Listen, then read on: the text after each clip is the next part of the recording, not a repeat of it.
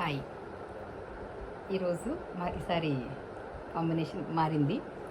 Esther and Anusha. Hi చెప్పంతే. Hi. వాళ్ళ మాటలు మాకు వినపడవు కాబట్టి డైరెక్ట్గా చెప్పచ్చు. సరదాగా ముగ్గురు ఒకే డ్రెస్ వేసుకొని ఈ యొక్క వీడియో చేస్తున్నాము. They are my partners. అంటే బిజినెస్లో చాలామంది పార్ట్నర్స్ ఉంటారు. సో వన్ ఆఫ్ ద అంటే నా టీంలో ఉన్న మెంబర్స్ అనమాట వీళ్ళు. She is from Attili. తను రాయ్పూర్ నుంచి వైజాగ్ వచ్చేసింది. ఎనీవేస్ మీ అందరికీ తెలుసు, మేమిద్దరం ఉంటాం. ఇప్పుడు తిను కూడా మాతో కొన్ని రోజులు ఉండడానికి వచ్చింది.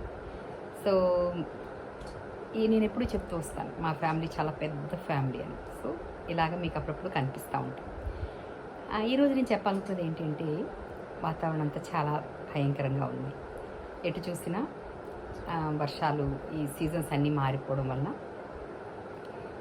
ఎక్కువ డిస్టర్బెన్సెస్. అంటే అందరు ఎవరు మాట్లాడినా సరే అక్కడ గురువు వినపడుతుంది. ఎక్కడ మాట్లాడినా ఎవరు మాట్లాడినా సరే ముందేమిటంటే జ్వరము, జలుబు, దగ్గు, డెంగ్యూ ఫీవరు, ఏదో ఒక ప్రాబ్లం చెప్తూనే ఉన్నారు. సో యాక్చువల్లీ షీఈస్ ఏ జిఎన్ఎం, అంటే జనరల్ నర్సింగ్ కూడా చేసింది. She also knows very well. So ఎక్కువ మంది ఎందుకు ఈ యొక్క ఈ జ్వరాల బారిన పడుతున్నారు అనేదానికి ఏమైనా చెప్తావా? నేనే చెప్పేయాలి. ఓకే. సో ఎందుకు ఈరోజు అందరూ ఎంత బాధపడుతుందంటే, ఒక్కసారి క్లైమేట్ అనేది మార్పు వచ్చింది. సమ్మర్ నుంచి ఈ యొక్క రైనీ సీజన్లోకి వచ్చినప్పుడు ఏమవుతుందంటే, మీ అంటే తెలుసు, చాలామందికి తెలుసు ఎందుకు వస్తుంది అనేది కూడా తెలుసు. అంటే ఎప్పుడు కూడా సడన్గా మార్పు చెందినప్పుడు కూడా బాడీ అడ్జస్ట్ అవ్వడానికి కొంచెం టైం పడుతుంది ఒకటైతే. తర్వాత ఆ చల్లని గాళ్ళు అవన్నీ కూడా, తర్వాత ఏమో ముఖ్యంగా వాటర్ అనేది కంటామినేట్ అవుతుంది. ఆ యొక్క అంటే అన్ని రకాలైన చెత్తా చెదారాన్ని తీసుకొచ్చేస్తుంది. ఆ యొక్క రెయిన్ తీసుకొచ్చి చెరువులు నింపేస్తుంది, కాలువలు నింపేస్తుంది, నదులు నింపేస్తుంది. సో ఎలా అయినా సరే తర్వాత ఎయిర్ కదండి, భయంకరమైన గాలులు ఇవన్నీ కూడా కలిపి వాతావరణం ఒక్కసారి మార్పు ఎప్పుడైతే అయిందో బ్యాక్టీరియా అనేది ఎక్కువ ప్రొడ్యూస్ అవ్వడానికి ఛాన్సెస్ ఉంటాయి, వైరల్స్ ముఖ్యంగా. సో వైరస్ అనేది ఎందుకు వస్తుంది, ఎలా వస్తుందని చెప్పే కంటే, వైరస్ లేని ప్లేస్ అంటూ ఉండదు. అది ఎప్పుడు మన ప్రక్కనే ఉంటుంది. మన బాడీలో కూడా వైరల్స్, బ్యాక్టీరియాలు, ఫంగస్లు అన్నీ రెడీగానే ఎప్పుడు ఉంటాయి.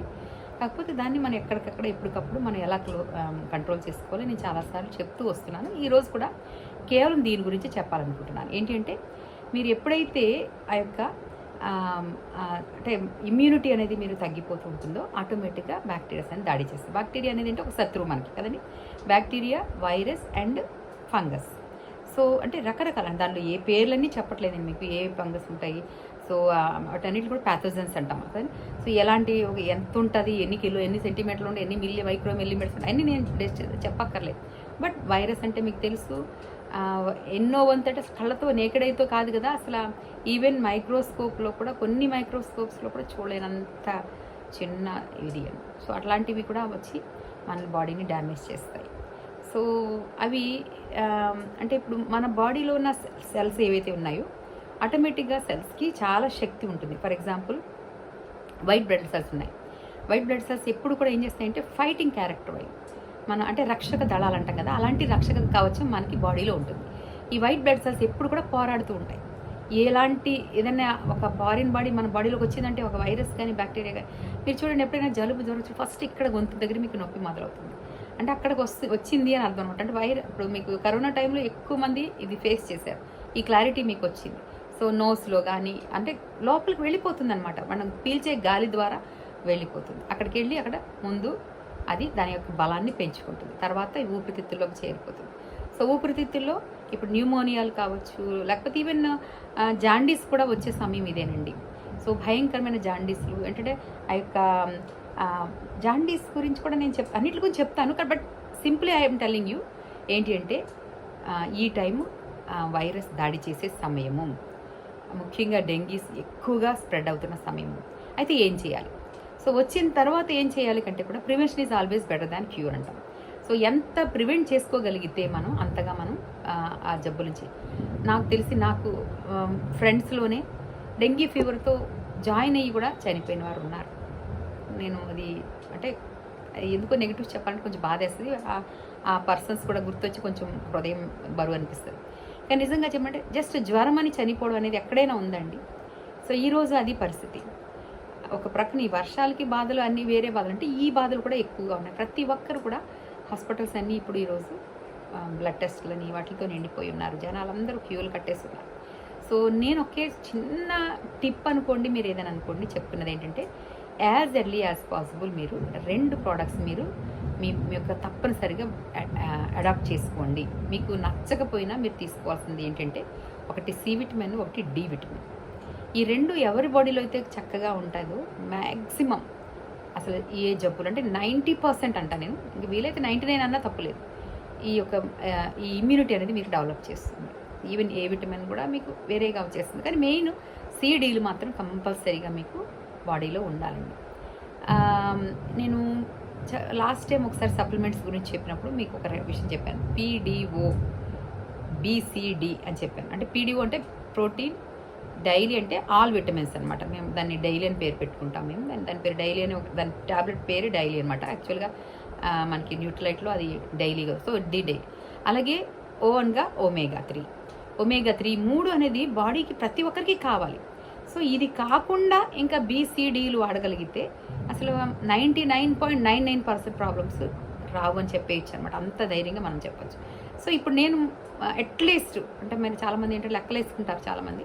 సో లెక్కలేసుకునే వాళ్ళు చెప్పాల్సింది, ఈరోజు చెప్పాల్సినది ఏంటంటే C vitamin and D vitamin maybe ఇంకా మీరు న్యూట్రిలైట్లో కొనను అని భీష్మించుకొని, న్యూట్రిలైట్లో అయితే మీకు నాకు తెలిసి ఒక 100 ట్యాబ్లెట్స్ కూడా సమ్ 900 అలా ఉంటుంది బి విటమిన్. అలాగే సి విటమిన్ అయితే 1133, ఇప్పుడు ఆఫర్ కూడా ఉంది, 120 ట్యాబ్లెట్స్ 1133 రూపీస్కి వస్తుంది. అంటే 4 నెలలు మీకు పనిచేస్తుంది. ఈ 100 ట్యాబ్లెట్స్ కానీ 2 పూటలు వేసుకున్న 50 రోజులు వస్తుంది బి విటమిన్. అంటే బి విటమిన్ చెప్తున్నాను, డి విటమిన్ చెప్పాలి కదా. డి విటమిన్ కూడా అంతే 90 ట్యాబ్లెట్స్ ఉంటుంది. సో మీకని అట్లీస్ట్ 45 డేస్ వస్తుంది 2 పూటలు వేసుకున్నా కూడా. సో సి అండ్ డీలు మీరు బీసీడీలు అన్నా కదా, అంటే బి పక్కన పెడితే సిడీలో అయినా సరే మీకు తెలియనా, నాకు తెలిసి ఒక 2000 రూపాయలు ఖర్చు అవుతుంది. ఎంతకి ఒకటి 4 నెలలు వస్తుంది, ఒకటి కనీసం 45 రోజులు వస్తుంది. అంటే 2 నెలలు ఇంచుమించు వాడడానికి మీకు ఒక 2000 రూపాయలు ఖర్చు అయితే ఎంత హ్యాపీ అండి. అంటే ఎంత అంటే జబ్బులే రావు అంటే ఎంత హ్యాపీ అండి.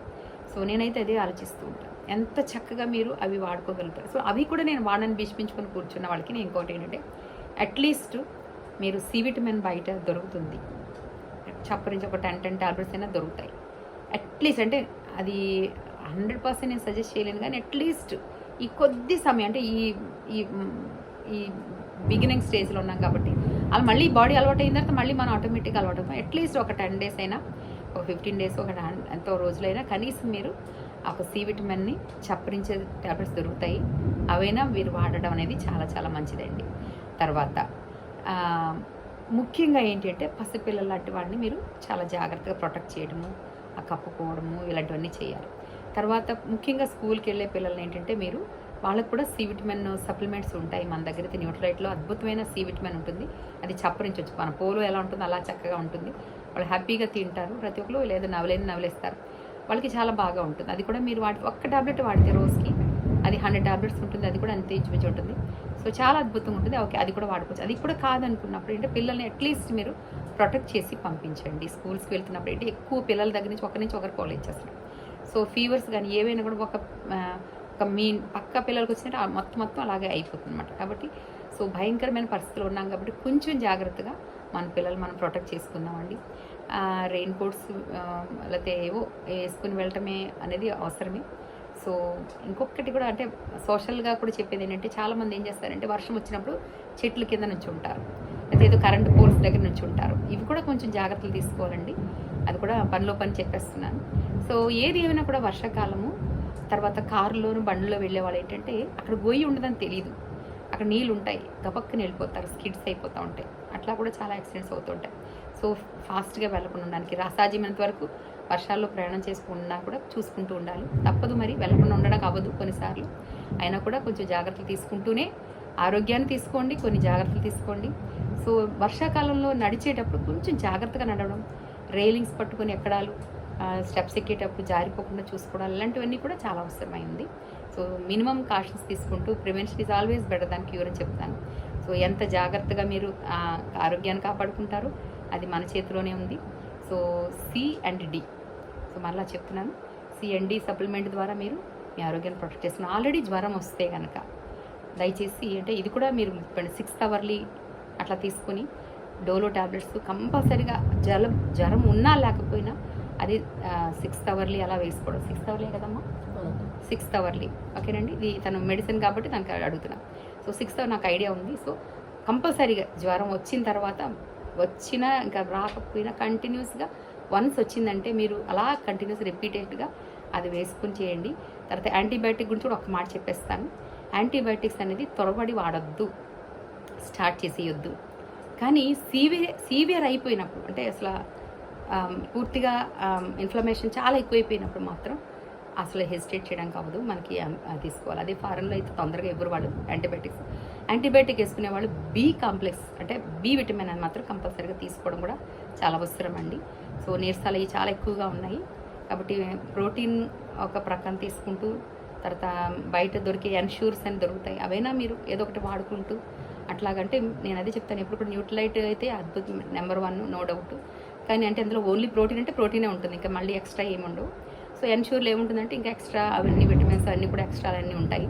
సో ఒకవేళ ఏమి కాదు తక్కువలో అయిపోవాలనుకున్నా కూడా అట్లా అయినా తీసుకోండి. సో అలాగే మీ పిల్లల్ని మీరు కూడా ప్రొటెక్ట్ చేసుకోవాలని ఈ యొక్క ఈ వర్షాకాలం గురించి ఒక చిన్న మెసేజ్. సో మేమిద్దరం ముగ్గురం కూడా చక్కగా సరదాగా కూర్చొని ఈ యొక్క విషయం చెప్పాలనుకున్నాము. All the very best. Bye bye. Bye చెప్పి bye bye. God bless you.